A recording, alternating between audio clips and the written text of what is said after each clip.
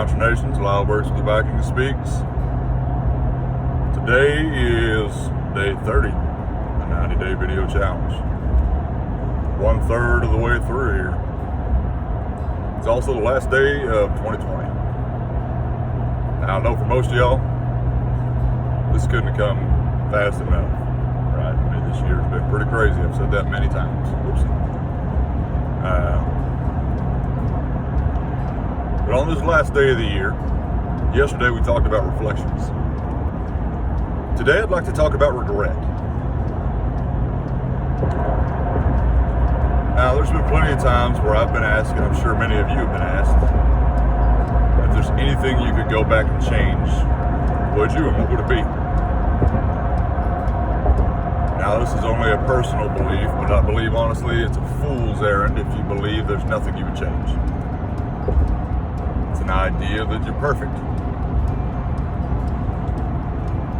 I'm not. Not even close. And yeah, you better believe there are certain things I would go back and change.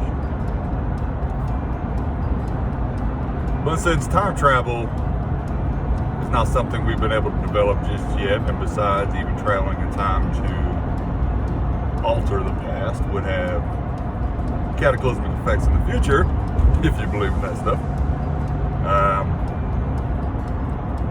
It's pointless to devote energy, time, effort into regret. So instead of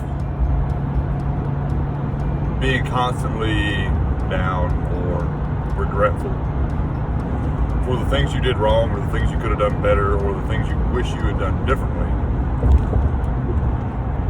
think about those things and decide you will never allow those things to happen again in the next year. You know, folks like to make all these New Year's resolutions, and come January, the gyms will be packed with newcomers who have these visions of grandeur, of six-pack abs, beach bodies, and sex appeal that they've been longing for years, right? Get back in shape or get in shape for the first time. Whole Foods or health food stores are going to be empty shelf because all the junk food is finally cleared from your pantry, and you're walking down the path of health and righteousness. New books, new methods, everything. I'll bet Coke and Pepsi products will take a massive hit this time of year. But, true to the historic average, by the time February rolls around, the only ones left in the gym are about 5% or less of the people who started, plus the people who were there before. The health food stores return to their normal flow. Coke and Pepsi sales are back up. And you don't have those six-pack abs yet. Regret. I guarantee you're going to regret quitting.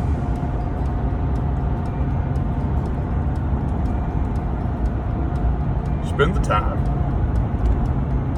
Instead of coming up with New Year's resolutions, New Year, new me nonsense, decide that you're not going to be competing with that picture on the magazine. You're not going to try and go from zero to millionaire in 1 month. You're not going to do all these kind of unreal things that are diametrically opposed to your current lifestyle. And instead, I encourage you to do a few things that will ultimately make a massive difference in your life for the next year and years to come. Read more. Care less. Drink more water. Adhere to the Viking code. That one's personal. And possibly the most important, learn how to express gratitude. You know, if you're never appreciative of the things you have or your position in life as of right now, it never gets better. So say a prayer, express gratitude, and be thankful for where you're at this moment. It happened for a reason. I had a question asked to me the other day, last night, about a horrific event and how it applies to the law of attraction and why it would happen. And I don't know. I honestly couldn't answer that one with confidence. I don't know.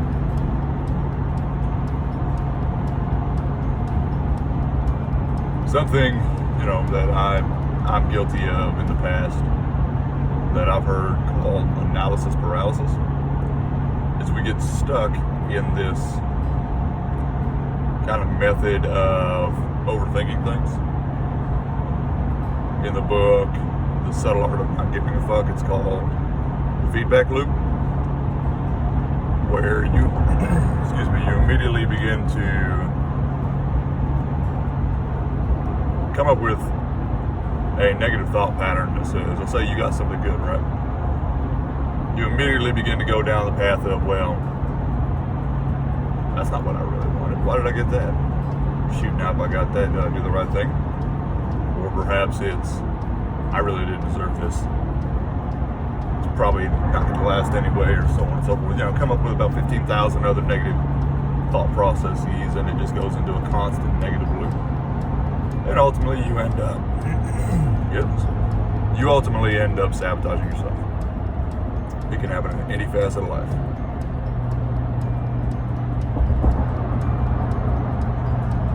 Whether it's the ultimate traumatic event or any grade higher or lower than that. Sometimes it's necessary to just accept it.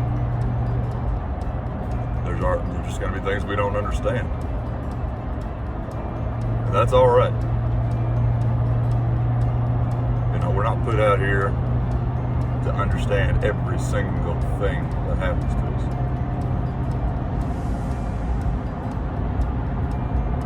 I believe it was George Patton once said, and I said this in an earlier video, an imperfect plan executed with extreme violence, and in his terms, violence meant massive action, 10x. But an imperfect plan executed with extreme violence will win over a perfect plan, poorly executed or not executed any day. So stop living in regret. Let go. Don't carry the baggage you had in 2020 or maybe decades prior to. Don't let it weigh you down going into this new year. And we have a chance every time that clock ticks over. And it doesn't matter what time of year. You wake up, you got a new chance to make the life you want. And this iconic time of year, where so many people make all these resolutions to do whatever it is they say they're going to do. Let go. Care less. And what I mean by care less is stop caring about what folks think about you. Stop caring about how long it's going to take you to achieve that goal. Stop caring about how hard it's going to be to get there. Hey, life is hard, man. I don't know if you guys have figured this out yet, but it's not exactly easy to do this thing called life. You know, it's one thing I definitely feel like we were lied to about in school. You know, they make it out to be maybe some damn fairy tale living as an adult. Now, well, adult life, they failed to mention all the ambiguity, all the stressors and responsibilities that come along with it. It's not this carefree existence. That's real. I wouldn't change it for a world. I'd take real any day. So care less. Focus more on you, what you can change, if there's anything you want to change. And if you do, the only person you're competing against is the person you were the day before. If you can take that base concept, ignore the rest of the message, and take the base concept of the only person you're competing against is yourself, it's gonna be a good year. Anyway, I'll see y'all tomorrow. We begin a new lesson. Much love, y'all. Happy New Year. Backing out.